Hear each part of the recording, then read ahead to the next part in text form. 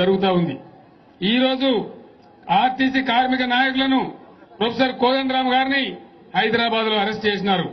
నేను ముఖ్యమంత్రి గారికి ఒకటే మాట హెచ్చరిక చేస్తా ఉన్నా, నువ్వు అగ్గితో కోక్కుంటున్నావు ముఖ్యమంత్రి గారు.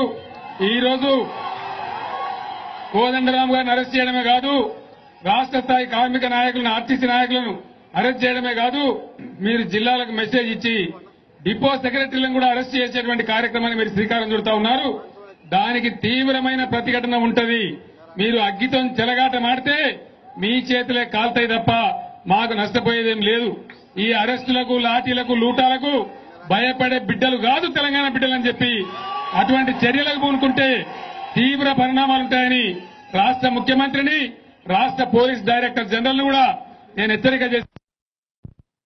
మునులు విలేకరు అడిగినాను ఆ కోదండరావు గురించి. ఎవరైనా బాధ్యత ఉన్న వ్యక్తి గురించి అయితే మాట్లాడతావు, తాడుబొంగలు మాట్లాడుతుంది చెప్పాను. వాస్తవం కదా మాట. కొంతమంది ఎక్కువ తమకు తాము ఎక్కువ ఊహించుకుంటారు. కోదండరావు అదే ప్రాబ్లం పాపం. నేను ఎందుకో ఆక్షిపోయాను అనుకున్నాను. ఎక్స్ట్రా ఊహించుకొని పరిశాన్ అవుతారు అనమాట, ఇబ్బందుల పాలవుతారు. ఇంతకుముందు చెప్తా ఉంటున్నాం ఫ్రెండ్స్ మేము సింగరే నుంచి మా వాళ్ళని తీయాలని వస్తే మాట్లాడుతూ కూర్చొని వాళ్ళకి చెప్తుంటాను. ఎందుకు ఊహించుకోవాలంటే నాకు అర్థం కాదు. కోదండరాముడు ఇప్పుడు యాత్రను పెట్టి యాత్ర ఒక్క దక్క 500 మంది వచ్చినారని వస్తారా? ఏం మాట్లాడతాడు అతను? సింగరేణి నాశనం అవుతుంది.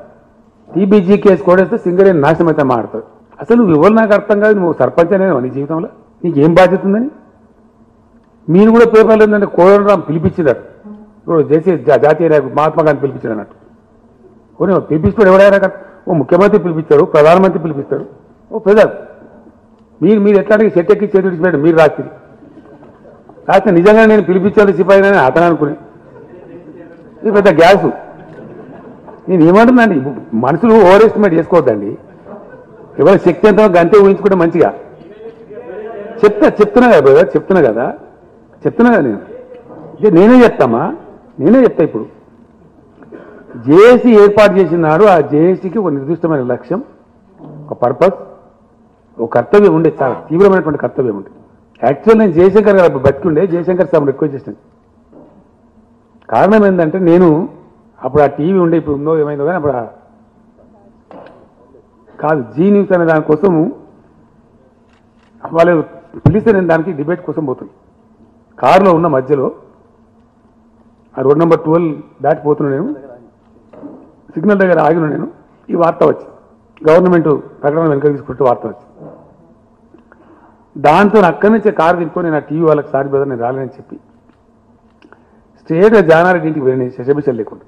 ఆయన కాంగ్రెస్ అధికార పార్టీ మంత్రి. నేనే ఆయన ఇంటికి పోయి ఇట్లా కాదు, మనం ఇట్లయితే ఇది చెడిపోతాం, నష్టమవుతుంది. ఆంధ్ర ప్రాంతీయం మొత్తం రాజీనామా చేసినట్టు పెద్ద కథ పెట్టి చేసిండ్రు. మరి మనం కూడా ఒకటి కావాలి కదా అంటే, మరి అందరూ ఒక్క దగ్గర వస్తారా, శేఖర్ కష్టం ఉంటుంది కదా అంటే ఒక కామన్ ప్లాట్ఫామ్ పెట్టుకుందాం. ఏ పార్టీ వద్దు, ఏ పార్టీ ఇంటికి పోయలేదు, ఏ పార్టీ ఆఫీస్కి పోయలేదు అని నేనే ఒక ఫార్ములా, ఒక ఫార్మాట్ తయారు చేసి ఆ పేరు పెట్టిందే నేను జేఏసీ. అందరికి వచ్చే వెసులుబాటు ఉండాలి, కామన్ ప్లాట్ఫామ్ ఉండాలి, అన్ని రాజకీయ పార్టీలు రావాలి, తెలంగాణ రాజకీయ నాయకత్వం ఒకటి కావాలి, ఆ శక్తి ప్రోధి కావాలని పెట్టినాం. నేను జయశంకర్ గారిని రిక్వెస్ట్ చేసిన, మీ బోర్డు పెద్ద మనిషి ఉంటే బాగుంటుంది సార్, ఇది వేరే పార్టీ నాయకులు వాళ్ళు అంటే, సరే మనోడు ఉండగా కోదండరామని పెట్టరాదు ఏం పోతుందంటే, సార్ కాము ఉండని ఇవ్వలేదు పెట్టి నడిపించాం. నేను కోదండరాం తాడుబొంగలు ఏమోనంటే వాడు పెట్టినాడు సోషల్ మీడియా. నాకు మొన్న తెచ్చి చూపించాడు లేవాడు, నేను పెద్ద పట్టుకొని చూడగా వాడు తెచ్చి చూపించాడు నాకు. కోదండరాము తాడుబొంగలం లేనంట సాగరారం చేసినాడు, వీడియో చేసినాడు. ఎవడు చేసినా నాకు అర్థం కాదు. నేను తయారు చేసినటువంటి వేల మంది నాయకులలో, లక్షల మంది కార్యకర్తలలో ఈడోగోడు అంతే తప్ప ఏమి లేదు. ఆ జేఏసీ పేరు మీద ఎవరిని పెట్టినా జేఏసీ చైర్మన్ అవుతారు. ఈ వ్యక్తి ప్రత్యేకత ఏం లేదు, అది చేసిన కంట్రిబ్యూషన్ ఏం లేదు. తొక్క 100% పూర్తి స్థాయిలో ప్రతి కార్యక్రమానికి అన్ని రకాలుగా నా మెదడు, నా రక్తాన్ని కరగబెట్టి కర్త కర్మక్రియలాగా నేను పనిచేసిన 14-15 సంవత్సరాలు చేసి అనేక వ్యూహాలు ఇష్టం. ఎంతోమంది వచ్చినారు. అప్పుడు కూడా ఎన్ని పార్టీలు పెట్టిరి, ఎన్ని సంస్థలు పెట్టిరి, ఎన్ని వచ్చాయి, ఎన్ని బాయ్. ఇతను కూడా ఏంటంటే నువ్వు జేఏసీ అని పేరు ఎంత పెట్టుకుంటావు నాకు అర్థం కాదు. ఎట్లా పెట్టుకుంటాను, ఏం నైతిక హక్కు ఉంది? ఇంకా కొలువుల కొట్లాట ఏంటంటే నాకు అర్థం కాదు. ఇన్ని రోజులు సహించినాం పిచ్చి పిచ్చి కార్యక్రమాలు చేస్తుంటే. ఇలా ప్రతిసారి ప్రజలు స్పష్టంగా చెప్తున్నారు వీళ్ళని పట్టుకోవాల్సిన అక్కర్లేదు మీకు, మీరు వీళ్ళని పక్క జరుపుకుంటే మీరు పురోగమించండి అని చెప్తున్నారు. స్పష్టంగా జరిగిన ప్రతి ఎన్నికలో కుండ బద్దలు కొట్టి మరీ తిరిగి చెప్తున్నారు ప్రజలు.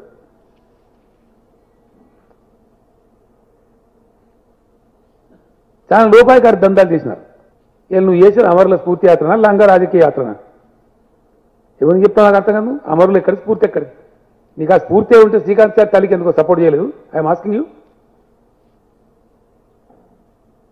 ఇది అనండి రాజకీయం చేయదలుచుకుంటే స్టేట్గా రావాలి పాలిటిక్స్. ఎందుకు రమ్మని నేను చెప్పిన, నీకు అంతలా ఆశ ఉంటే రారా బాబు, ఎంపీకి పోటీ చేయి, ఎమ్మెల్యేకి పోటీ చేయి, టికెట్ ఇస్తా అని చెప్పిన నేను. ఆపడింది, చాలా మందికి ఇచ్చినట్టు చెప్పినాం.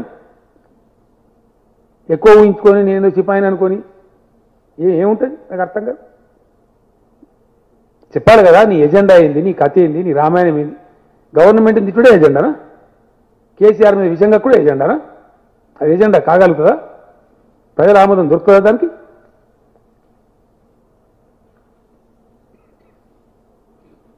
ఇటువరకు అంటే ఇష్టం వచ్చినట్టు.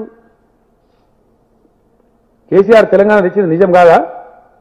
అబద్ధమా? దానికి జీర్ణం అవుతలేదా నీకు? హాయ్ ఫ్రెండ్స్, మా టుడే టుమారో యూట్యూబ్ ఛానల్ చూస్తున్నందుకు చాలా థ్యాంక్స్. మరిన్ని లేటెస్ట్ వీడియోస్ కోసం వెంటనే సబ్స్క్రైబ్ చేయండి.